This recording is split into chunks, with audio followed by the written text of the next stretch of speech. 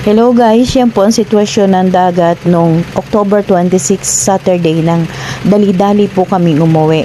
Dapat po uuwi kami Sunday, yung October 27 at dun nga po sana magbe-birthday yung lola ninyo sa tabing dagat.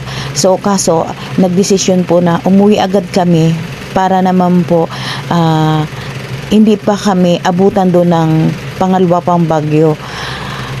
Ang naranasan ko po doon nung bagyo ay yung laki ng alon na malapit na po doon sa bahay namin.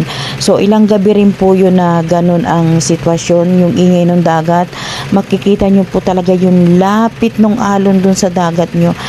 Iba-iba na yung tatakbo sa isip nyo talaga guys. Yung bang parang andyan na, baka yung sobrang lumaki yung alon, ganun, yung bang baka matakpan ng alon yung bahay ninyo, ganun po yung maiisip nyo.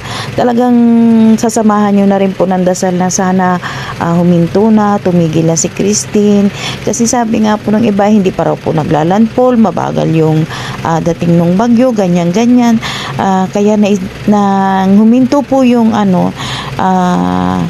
yung bagyo. So Friday po talagang wala pang nag-update kami noon na wala pa pong biyahe. Then ang Saturday po at nagkaroon na po ng biyahe, wow, ang lola ninyo dali-dali nag-impake. Friday pa lang nag-impake na para lang makabalik ng Quezon City. Guys, talagang nakakakaba. Kahit naman po sino talaga na malapit ka sa tabing dagat, kakabahan ka po talaga.